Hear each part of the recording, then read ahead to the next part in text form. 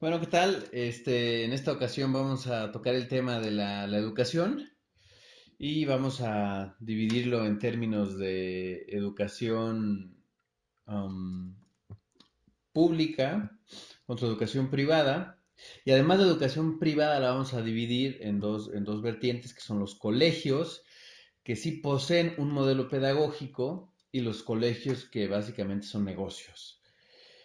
Porque, bueno, justo se acercan las vacaciones, las graduaciones, las inscripciones recién pasaron, pero bueno, hay que comprar útiles y demás cosas, entonces, bueno, uno llega a preocuparse de qué pasa con la educación y si la educación que reciben todas las personas, independientemente de que sean o no nuestros hijos, es una educación, eh, pues, de calidad o que tiene fundamentos para algo. Así es, pues bueno, tienes toda la razón, de alguna manera haciendo un balance tanto de una escuela pública como de una escuela privada, pero también de las escuelas privadas cuando son, como tú lo comentaste, por negocio, cuando son pedagógicas, hay una gran diferencia. Aún y cuando son privadas, no todas las escuelas se preocupan por tener maestros de calidad, para empezar. Los costos a veces son muy altos en colegiaturas, en prescripciones, en pedir materiales y demás, pero no toman en cuenta la calidad del alumno que pueda tener dentro de la escuela, o con qué calidad va a salir. Sí, te das cuenta que de repente, la gran parte del dinero va al dueño del colegio, no va a pagar los sueldos de los maestros o del personal que está ahí. Mm, mm. Mucho del personal de limpieza, por ejemplo, está tercerizado, o sea, contratan a una compañía para no pagar impuestos y para evadir un montón de cuestiones financieras. Y sí, los docentes que son otro capítulo aparte, ¿no? Hay gente que ve el ser docente como, bueno, no me quedo de otra, ¿no? Cuando realmente la docencia, y los que estudian pedagogía lo saben, implica toda una preparación particular para poder llevar a cabo lo que son las planeaciones, los programas, el manejo del aula, tanto de grupo, con otros profesores, los contenidos. Yo creo que la educación tiene, en primer lugar, estos cuatro ejes. Hablamos de educación cuando hay un alumno o un aprendiente, cuando hay un maestro o un enseñante, cuando hay todo un conjunto de contenidos, normalmente dictados desde las altas cúpulas del poder, en el caso de México, bueno, pues la Secretaría de Educación Pública, y además está el componente familiar. Estos cuatro elementos, son los que dan lugar a, ya sea, o al problema de aprendizaje, o a un aprendizaje significativo, como se le llama ahora, a todos los procesos que se llevan a cabo en el aula. Y es que fíjate que lamentablemente no se fijan muchas veces cuando se contrata a un maestro, no es tanto la calidad, sino, o sea, la calidad que trae el maestro en cuanto a currículum, sino que ni siquiera se dan cuenta si el maestro es bueno para explicar o dar la clase. Te lo comento, porque me ha tocado en algunas ocasiones ver a maestros que traen una currícula bastante buena en cuanto a preparación, pero no saben cómo dar una clase o te la dan de una manera que el alumno no lo entiende. Para el profesor es muy fácil porque ya tiene el conocimiento, pero a veces el alumno no lo entiende y esto no se toma en cuenta. Cuando estás en la universidad es más fácil que el alumno se queje, pero cuando estás en secundaria, cuando están en primaria o qué decir todavía de la preparatoria, hay alumnos que se quejan de los profesores y ni siquiera les hacen caso. Aún y cuando tú como padre de familia, aún cuando el alumno tiene el derecho de quejarse y decir, porque de alguna u otra forma estoy pagando para que tú me des una buena educación. Sí, es que el problema es ese. En el momento en el que el alumno se vuelve consumidor y los padres del alumno se vuelven clientes, la educación se desvirtúa. Porque entonces el alumno, como consumidor, hay que mantenerlo contento. Y a los padres como clientes, es decir, quienes son quienes pagan, hay que mantenerlos también contentos. O al menos no asustados, no nerviosos. Y entonces resulta que la educación ahora, lejos de basarse en el modelo del docente, está basándose en la tecné o en la tecnología. Entonces, si quieres que tu hijo aprenda, tienes que comprarle ciertos libros, Ujú. que no son los de los gratuitos que da la SEP. Y además tienes que comprarle un complemento educativo. Y además tienes que meterlo a cursos extraordinarios. O sea, por ejemplo, hay actividades extraescolares de arte, de cultura, de deportes. si tú como padre de familia no puedes ir por tu hijo y desconfías del transporte público, te van a dar la opción de el club de tareas incorporado a la escuela, claro, con un costo extra. Entonces, la figura del maestro empieza a ser cada vez menos central, porque al maestro difícilmente, aunque tiene indicadores para corroborar supuestamente su calidad, al maestro difícilmente se le puede eh, comprobar ciertos estándares como si se le puede comprobar a la plataforma digital. Por ejemplo, cuántas veces a la semana ingresó el alumno, cuántos exámenes virtuales respondió y con qué calidad, cuántas tareas envió a través del correo electrónico de la plataforma digital.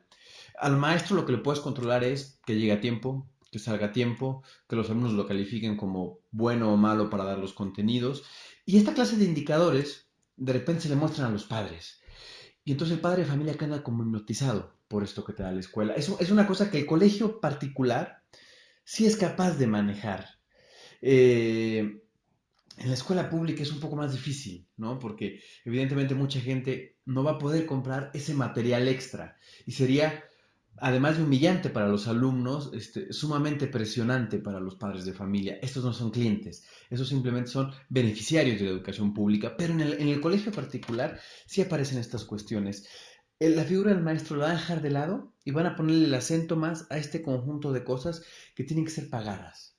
Así es, y pues bueno, ¿cuál es la diferencia también cuando es una escuela pedagógica y se preocupa porque sus alumnos aprendan o que esté la escuela en muy buenos niveles?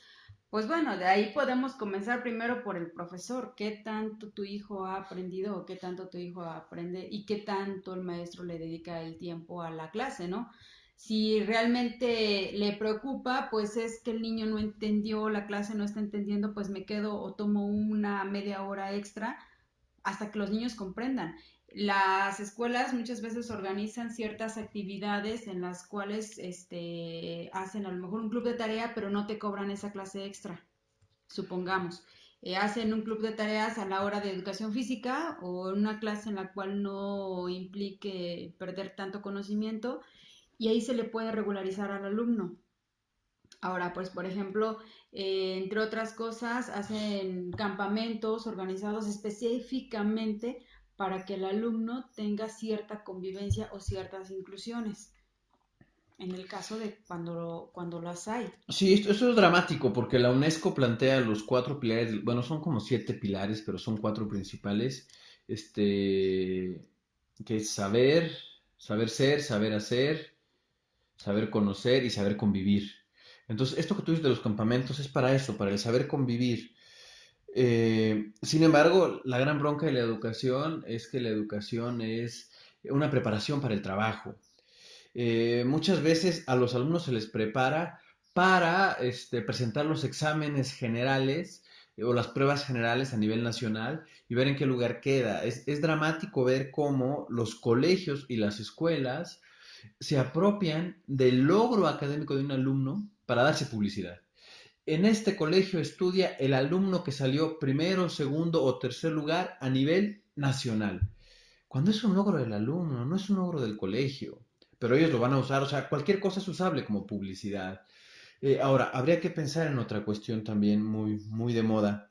Eh, Así como se prepara para exámenes generales, también se prepara simplemente para hacer demostraciones a los padres, como dándoles a entender, mira cómo lo que estás pagando sirve. Entonces, hay tablas gimnásticas, hay festivales, hay un montón de cosas que únicamente son shows montados para dar la apariencia, son un simulacro de Sí, de educación, alguna son un forma. simulacro de formación. O sea, y realmente, ¿cuántas de las cosas que tú aprendes en la escuela te sirven para la vida cotidiana? Porque es muy diferente que tú aprendas para ganarte la vida a que tú aprendas para poder vivirla.